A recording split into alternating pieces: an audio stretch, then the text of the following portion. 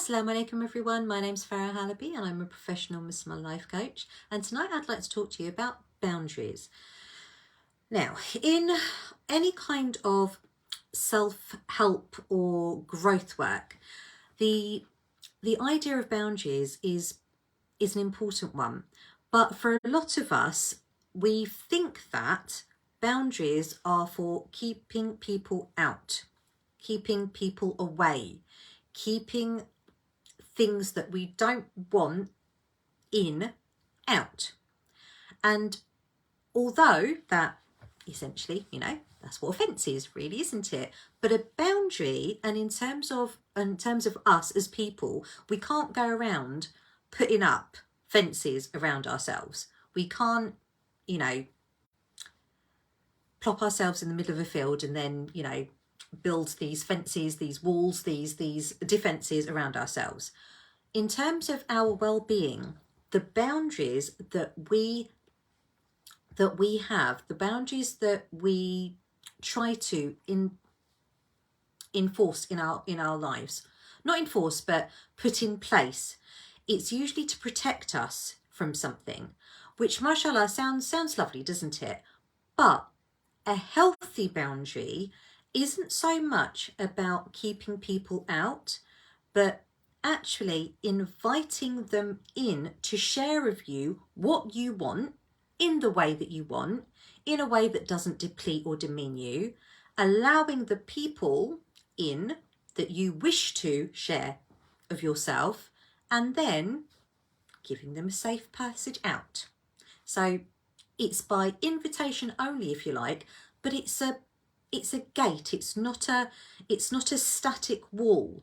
It has an open and it has a way in and it has a way out. But you're the bouncer. You get to say who comes in. You get to say, you get to set the rules. You get to decide who you invite in. If their name's not down, they ain't coming in. You get to decide that. That's a healthy boundary. Sometimes there is this perception that we can't put boundaries in place because it's almost like it's a bit rude. We don't do that as Muslims, do we? We don't do that. We don't keep people out, because that's considered, that's not very nice, is it? And especially when you mesh that all up with the premise within our faith, keeping the ties of kinship.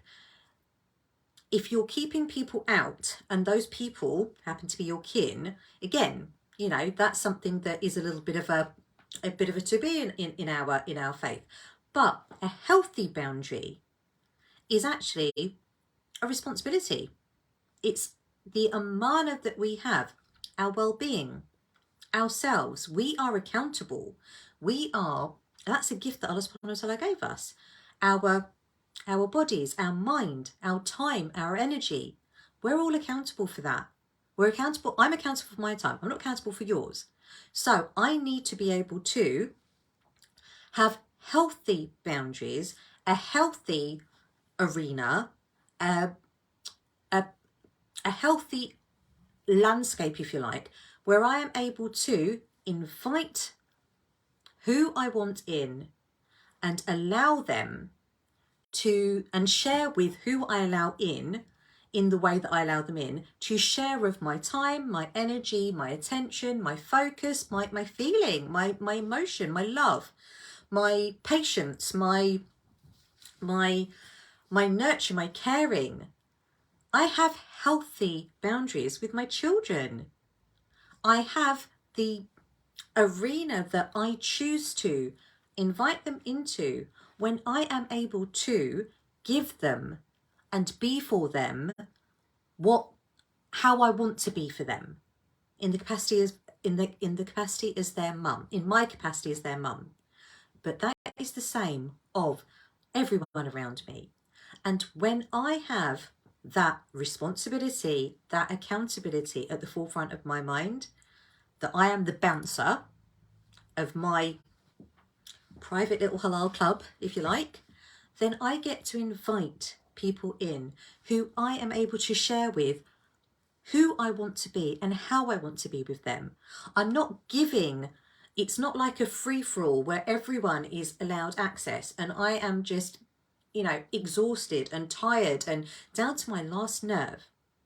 So in all of this, if you're wondering, oh my word, what is she going on about now on day 5 of this beautiful month of Ramadan, which I should have said at the very beginning, welcome to day 5 of my Ramadan Reflections.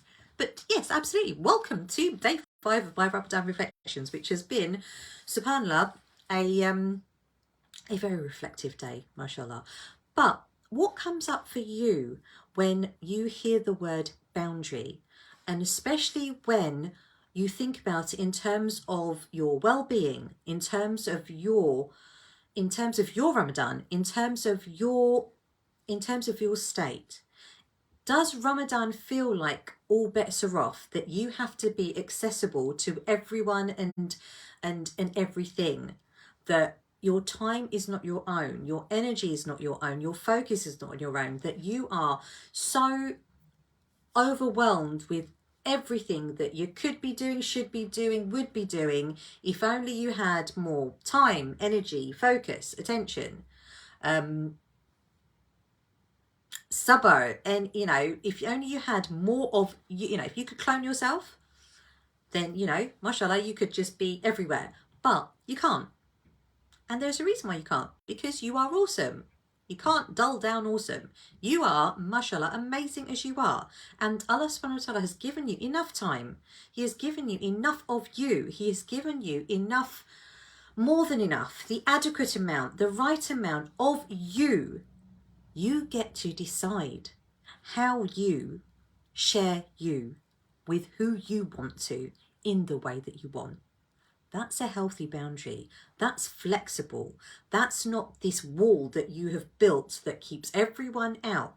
Because whilst you're keeping everyone out behind a brick wall, you're sitting there on your own, Billy No Mates, on your Todd, which is fine sometimes.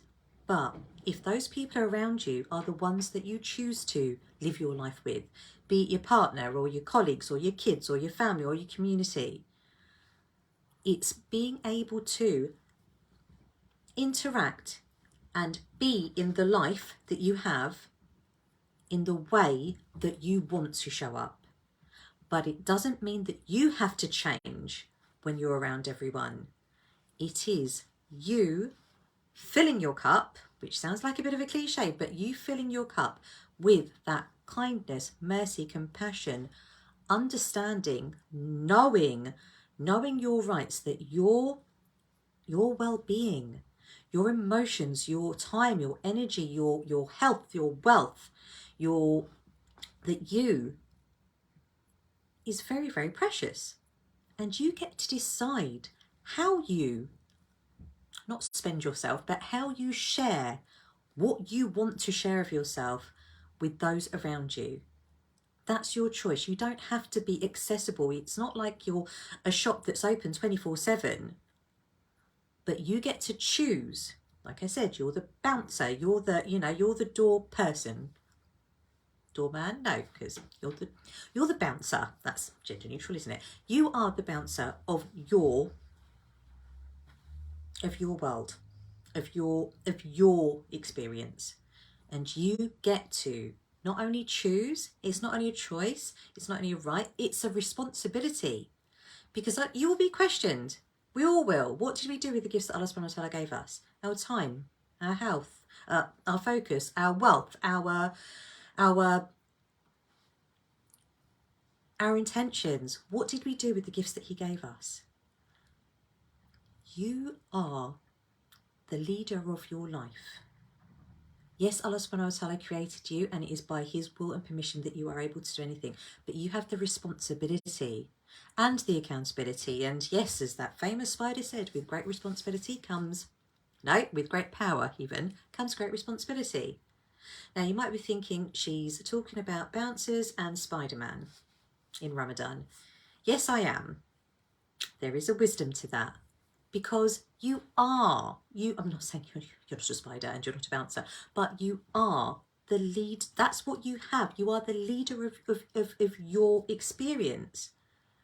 Allah subhanahu wa ta'ala refers to us as leaders in the Quran, but to lead ourselves, to help ourselves, to understand ourselves, to nurture and nourish ourselves so that we are going about our day, every day, especially during Ramadan, doing what we can, what we want, how we want to experience this Ramadan in a way that serves us, energizes us, and that's what we're going to have to share with everyone around us.